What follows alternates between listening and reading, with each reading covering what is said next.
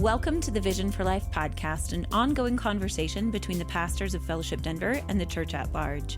Each week, we talk about life, faith, the Bible, and how to follow Jesus as we go about our daily lives. I'm Autumn, host of the Vision for Life podcast, and Dave is joining me today. Dave, so glad you're here. Thanks for having me on. Enjoying this cup of coffee with you. I'm glad you're enjoying your cup of coffee. Yeah, where is yours? I didn't bring one. I'm enjoying my cup of coffee with you. Great. Sounds good. I would probably enjoy it more if I had a cup of coffee. I share this love of coffee, but that's okay. We're going to just move on. Yes. Today, we are wrapping up a series of conversations that have to do with loving our neighbor and being aware of vulnerable people in our midst and in our communities. And the themes that have tied together these different conversations are that the gospel compels us to love our neighbors in an active, sacrificial way. We started out this series by looking at the Good Samaritan story and considering how it is that Jesus, in that whole passage, when he's answering the young scholar who comes to him and asks him, seeking to be justified, what he needs to do in order to gain eternal life. And Jesus answers him that he must love his neighbor as himself. And he in return asked Jesus, but who is my neighbor? And then Jesus told the story of the Good Samaritan. And so when we started this series of conversations, we talked about who our neighbors are and how that story applies to our current context, where we live, the people surrounding us, and how our perspectives should be shaped by the gospel about who our neighbors are and how we love them. The second theme that has tied together these conversations is that long-term change in the lives of vulnerable people is most effective when healthy people and communities and institutions surround them. So our challenge to the people listening to this podcast is that you have the opportunity to weave your life together with that of someone who you very likely already know to help affect change in their life, to bring about relational healing and stability. And once they're connected to you, they're connected to your resources as well. And so both relationally and perhaps in terms of physical or monetary resources. Those are discernment questions that each of us should ask. But our challenge is to be aware of and look for the vulnerable people in your lives and to ask how it is that your life connects with theirs. And further, to see this not as just a giving whenever we develop relationship with someone, regardless of their demographic or social status, we also can experience fruit from those relationships. And then lastly, we're having these conversations. So the last theme that ties together these conversations is that we as individuals and as a church community want to be thoughtful and knowledgeable about how we go about these things, how to actively love the vulnerable people around us. And that's why we're have talked to in these conversations many of our ministry partners in the city. So Mile High Ministries, Cross Purpose, Safe Families. We talked about education because educational institutions are have a massive public presence in our city. So in all of these ways, we're asking, how is it that we're thoughtful and informed, knowledgeable about who the vulnerable people in our communities are and how it is that we love them and serve them in this way? And so from both of these perspectives, both as individual people and as a church community, we want to engage this thoughtfully. And we were highlighting these institutions and organizations in our city because they are our partners and because they're areas in which our church should be active and engaged. So today, Dave, we're going to wrap up these conversations by talking about another institution, the local church. Seems like something that you spend a good bit of time thinking about, working on. Well, it's such an interesting question about what does it look like for us to be a neighbor? Because with our Fellowship Denver story, we never had a proper address. like we never had a home to be in. Like we didn't have a actual presence in the city. We, for 12 years would show up at a rented place with sandwich signs and on a Sunday, and then we would disappear into mysterious office buildings during the week. They were mostly inaccessible. Many different office buildings over the years. But it wasn't until we moved into 1990 South Broadway that we even knew kind of what it even felt like to be a physical presence in a neighborhood. Mm-hmm.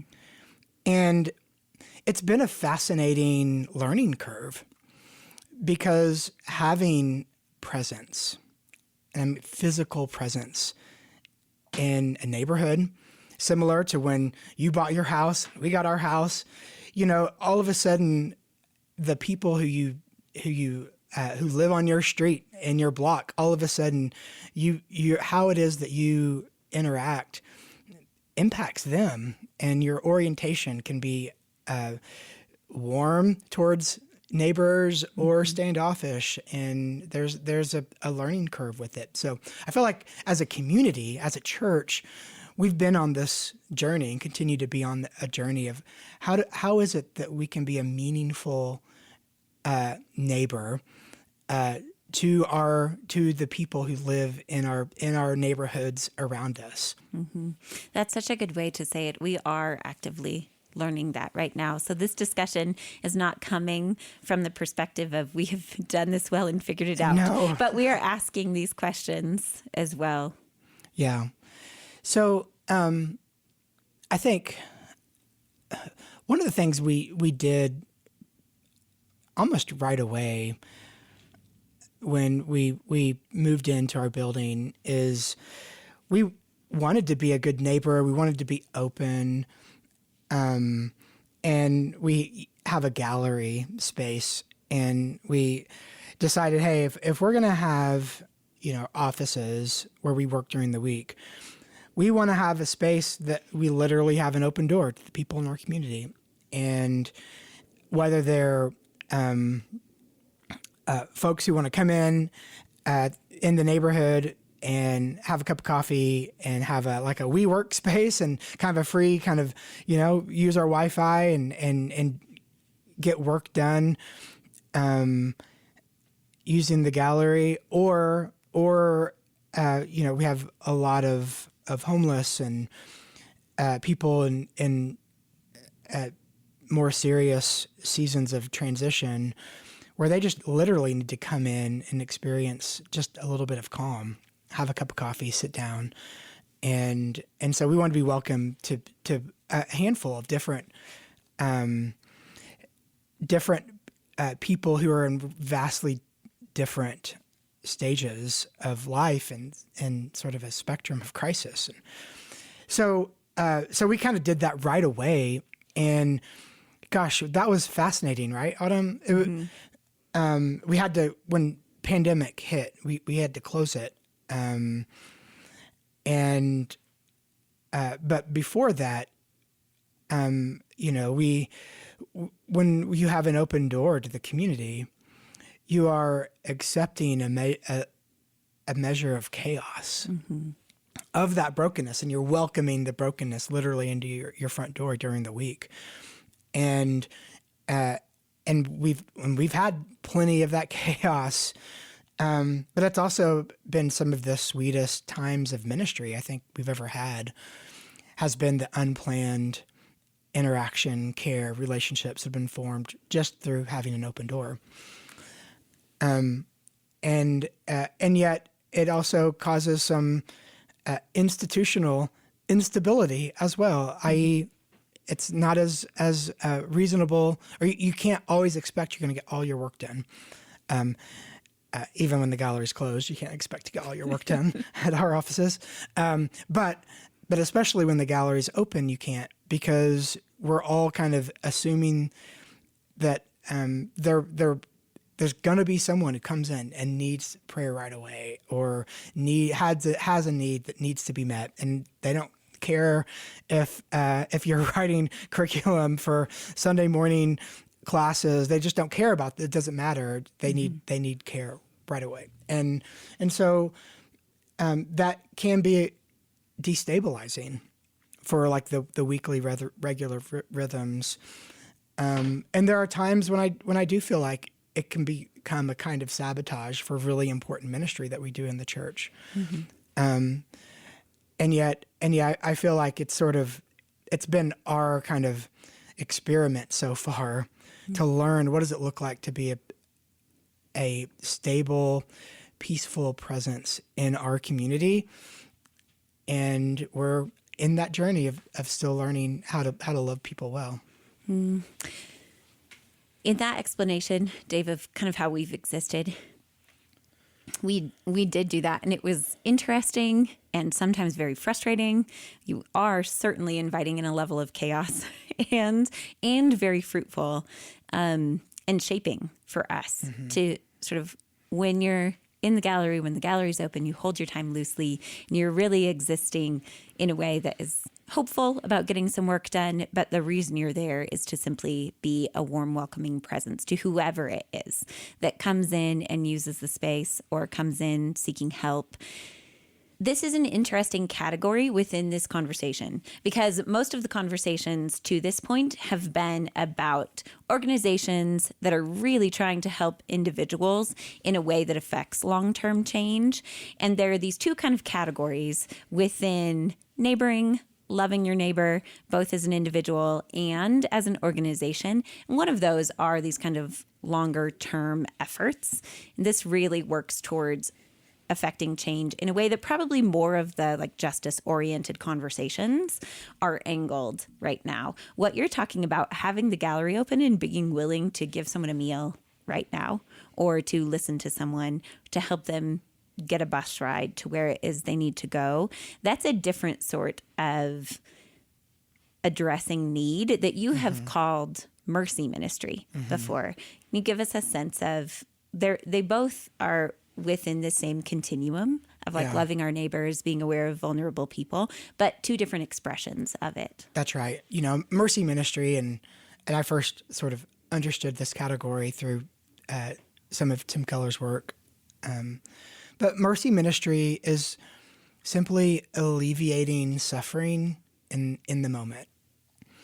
It's not trying to solve those complex long-term issues.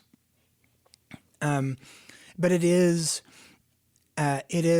seeing someone as they are presented to you in the moment and caring for them.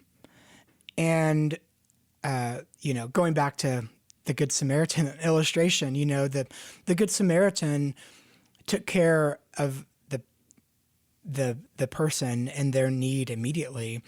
He didn't solve the issue of violence and of I'm sure of course it's a story that Jesus is making up, but he's probably speaking to the habitual nature of violence on that particular path that people would be familiar with, and he's not speaking to those kind of systemic issues. He's simply saying a need is presented in the moment. Render aid, give mercy. And I think there's something to that is that the gallery kind of addresses. It's giving dignity in the moment. It's not solving the complex web of issues that's led the person who's on the streets and suffering from addiction and mental illness. And family fracturing.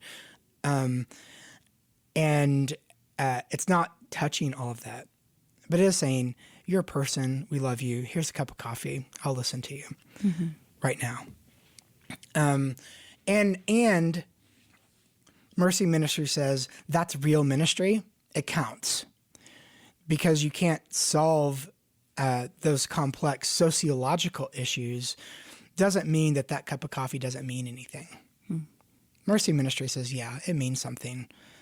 Even if it doesn't, even if tomorrow they're going to need more needs, they're going to have more needs. You didn't solve that. Mercy ministry says, no, we can address the need in the moment, and that counts as as something. Yeah, and as an individual, similarly, it's not hard to extrapolate this kind of into how it exists in our daily lives as followers of Jesus too. This would be similar to putting together bags for homeless individuals that you keep in your car, that you can hand out at any time, that might have some food and water, some basic supplies in them. That's a similar sort of act. It sits in this area of mercy ministry. It's addressing a real need. It's not necessarily serving a long-term need, but it is addressing a real need in the moment. Right. That's right. So this is one area in which fellowship has been active through the gallery and that we hope to return to. That's right. When we can. Maybe by the time you guys are listening to this. Maybe so. Yeah. And if you want to be a part of that, actually, we had opportunities for people to just come sit in the gallery and take a shift for a few hours, 3 or 4 hours, and be basically just a welcoming, warm face who could talk to people as they're coming in. And so if you are interested, this is not intended to just be a plug for volunteering, but genuinely, if you're interested in being that kind of presence who can serve in that way, we would love to talk with you about it. So this is one way that the church is involved and the individuals can be involved in addressing real, actual physical needs around us is through mercy ministry. But you've pointed out too, Dave, that classic church activities, I think that's the term you used. So really the regular functioning of the church, holding Sunday services, gathering for worship, those functions also are good for the poor and vulnerable. Yes. Can you explain that a little bit? Yes. The fact that we're open on Sunday and something that I think in this discussion of how do we have a meaningful impact on the poor and marginalized, something that tends to get dismissed is that those who are poor and marginalized, they benefit from teaching. They benefit from Bible preaching. That it gives energy, hope, and vision for them as much as it does for the mom of 3 who shows up and finally has childcare and can listen to that sermon, and the retired couple who are regular faithful attenders. That the person who is off on the streets, the person who has experienced racial and sociological prejudice, and the person who's more the mainstream kind of majority culture person, all of them experience spiritual fruit and benefit from being taught from the Bible. And it's, I just don't want to downplay that. Mm-hmm. I remember I've been challenged in the past as mentors have told me, like when, for example, when I have to, it's a preaching week for me, inevitably chaos reigns on a preaching week, and all kinds of things sort of interfere with sermon prep time. And often there's this tension where you have a choice. Do I not hold this sermon prep time and instead I meet with the couple in crisis and kind of go down the rabbit hole with them and be a pastoral presence? Or do I say, I can't meet right now because I have to study Mark 5? And I've been challenged. Now, my disposition in the past, because of a high sense of like empathy and sympathy, is to always sort of meet with that couple and say, well, I'll wing it more, on Sunday, or won't be quite as prepared. And to think that that's more merciful. And what I've been challenged is to go, well, maybe not. Actually saying, hey, someone else can meet with you, or I can't meet with you now, because this time of preparation for teaching, for preaching, on Sunday morning, that actually is going to be able to shepherd 500-600 people and meet them where they're at. Give them hope and access to the transcendent truths of God. And I don't want to bungle that because I'm unprepared. And so it's not heartless to say no to the person in crisis during the week in order to prepare for that teaching on Sunday morning, because that teaching serves the poor. It serves the person in crisis. It serves as well as it serves people who seem to be doing just fine in the world, and that's a really it's a critical way that we as the church, as an institution of the church, serve everyone, and especially the poor and the marginalized, because they need it just as much as anyone else does. Mm-hmm. This is reinforced by the idea in the New Testament, well, several ideas, but one that I'm thinking of, one that comes to mind, about how within the church, the divisions that normally exist outside of the church when we're gathered for worship or as a church family, those should not divide us. And so I think about you being prepared as the speaker, being able to actually love people well through your preparation, through preparing something that is thoughtful and is a way that you care about them as their pastor, to bring something that's challenging to their hearts intellectually. And then I think there's this dual component of, as a person who is vulnerable, maybe because of a recent traumatic event they have experienced, some circumstance in their life, or is experiencing real socioeconomic crisis in their life, that the opportunity to sit alongside other people who are a part of the family of God, to receive love and care from those people, even as they are listening, is also dignifying, in a way that we as a church community in that gathered space can care for people who are actually physically present with us. That's right. Yeah. I mean, when you look at, especially in the writings of the New Testament, there are real clear instructions about not showing favoritism, that in Christ, the divisions that exist outside the church don't exist within the church. And so think where James writes that you don't give preference to those who are powerful and wealthy in this world. You don't, and even when you think about the regular practice of communion, it is a weekly reminder that we all come to the cross in the same way. The ground is even, as they say at the cross.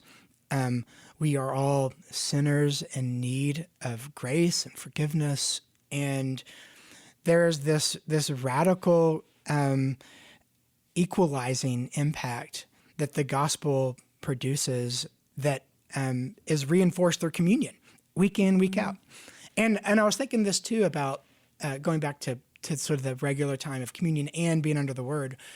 Most people think of teaching as like providing information. That's not what biblical teaching, preaching does. There's three ways people have thought about this. Some people think it's information. You need to know stuff. Of course it is that, but it's more than that. Some people think of transformation. So I need to be turned into a certain kind of people. That's, of course, true, but doesn't quite get at the fullness of it either, because what if you're just transformed to become a better, pious person and make no real impact outside of your own sphere, outside of yourself, maybe your family? But there's this third category that was introduced to me by an old professor friend called transformational, where you're actually changed in such a way that your orientation towards the other is altered. And spirit-filled biblical preaching that you get on Sunday morning that may not be, seemingly life-changing in the moment, the long-term impact of that is transformational. It actually changes the orientation of your heart towards the other. So it may not seem like it makes an instant impact on the poor, on the marginalized, but the long-term impact of that is a change of orientation, not just transformation that you think differently, but orientation of how you look at other people. That begins to alter over time as well. And of course, there's that impacts the marginalized and those who are overlooked in society. That fits right into our discussion about how it is that the gospel compels us. It's only when we are connected to God and to his family in such a way that we can experience that, what you said, transformational, that we begin to understand how it is that love takes shape in action. Yes. Genuinely. Yes. This isn't to say that someone who doesn't have these categories, doesn't exist in a religious space, can't offer themselves up sacrificially. Of course, we have examples of that as well, ways in which God's grace envelops all of us, and other good examples we can point to, but the compulsion and the power for this mission within the church and within the body of followers of Jesus is entirely different. Okay, Dave, so the church is involved in, well, we're looking at this through our Fellowship Denver family particularly. Yeah. So our church here, our Fellowship Denver family, is engaged in mercy ministry, both through how we exist on a day-to-day basis as a church with a presence in the city, and how we who are a part of fellowship can exist in the way we go about life and being mindful of the vulnerable people around us. The church also is engaged in, hopefully, affecting long-term change through our partnerships with these other organizations that we've mentioned.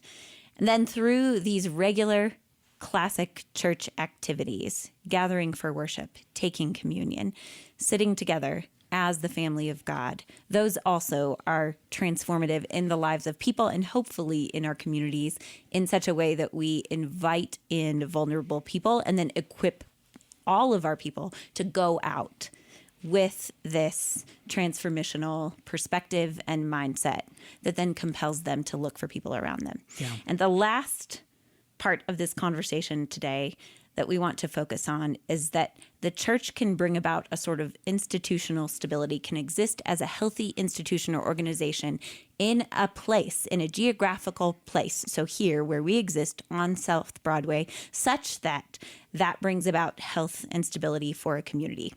That's right.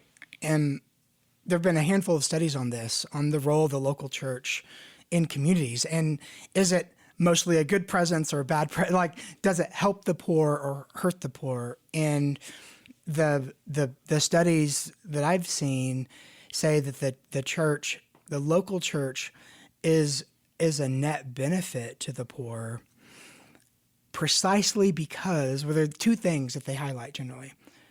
One is that it provides a transcendent sort of rooting for morals and values, like how it is you basically treat each other.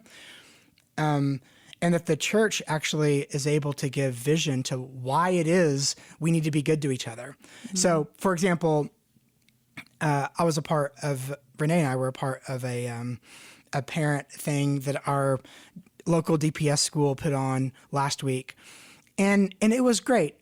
It was trying to teach parents language of dignity. And the presenter did a really great job explaining why it's important to see people as having inherent value and worth. And yet he had to present it in a way that had no rooting. Mm-hmm. He literally said, people are valuable just because. Well, that simply philosophically and on the street, that doesn't work. Mm-hmm. You need something better than that that's going to root it in something transcendent, real, that has some staying power. He can't do that because the context is DPS. He can't do it. So what the local... You can't say that the basis for this belief is Judeo-Christian perspectives and values. Imago Dei! We're made in God's image. And because we're made in God's image, every person has an inherent value and worth, and that's what roots us. I wanted to scream that out at that forum. Within secularism, there is no good foundation for that statement once you start to chase it down. Yeah, there's not. It's just a social construct. So what research suggests is that the local church actually provides a sense of that transcendent sort of context for these morals or values that people recognize as important to keeping society functioning. So there's that. And then the second thing the local church does institutionally is that it provides a healthy, stable presence that's an organizing presence for the good in the community. And so you think of whenever the pandemic hit, one of the first things that we did for people in our whole community was just provide food. But it's not just that we just kind of thought, providing food was a good idea. It's that we had like the organizational structure and the know-how to be able to pull that off really quickly because we're a church and we're organized group of people who have certain habits and patterns and ways of relating that have been built up over time with the coherent vision of community given to us by Jesus. And the fruit of that for the community is that we were able to quickly organize and provide something that was really beneficial sort of externally to the community. So providing that kind of stability institutionally is an obvious benefit to the wider community, and especially to those who are marginalized. So then, as weird as it might sound, just being a part of and contributing to the health and stability of a local church, showing up on Sunday, giving, participating in worship and participating in small groups and volunteering, all of these things have a benefit beyond just the experience of the church itself. When it almost inevitably has some benefit outside of the church. It creates that stability. In the same way, Autumn, I know we were talking about this briefly, in the same way that you and Jason have created a safe home. And because of that, your kids love being in your home. And here's the thing, your kids' friends who maybe don't have that same safety, they love being in your home. And so ironically, you guys loving each other, investing in your marriage, investing in your kids, creates this institutional stability and health that benefits not just the gardeners, but actually benefits your entire block. And I've seen that in action. And so the local church in its institutional presence can do the same thing. If we take that even, just connect those dots one step further, we here at Fellowship often talk about how we want to strengthen families, the church as a family, and then individual families within it as well, and how we want to have this expansive view of family that says our family doesn't exist, our families, the family units within Fellowship don't exist only to serve themselves, but also to share this way of living, this way of being family with people in their church, in our communities. And so if the church is involved in growing healthy, stable families, this again is a way that then we send those families out and people within our church out, existing as a part of our Fellowship Denver family. And then hopefully they can carry that into their day-to-day work and into the communities where they live and exist. Dave, I've loved thinking through all of this with you today, and we love hearing from our listeners too. So if you have thoughts, ideas, suggestions, whether about today's episode or something you'd like to hear us discuss in the future, send all of that anytime to podcast@fellowshipdenver.org. Thanks for joining us on the Vision for Life podcast. Special thanks to Adam Englund for our theme music, to Jesse Cowan, our producer, and to Judd Connell, who provides transcription for these episodes.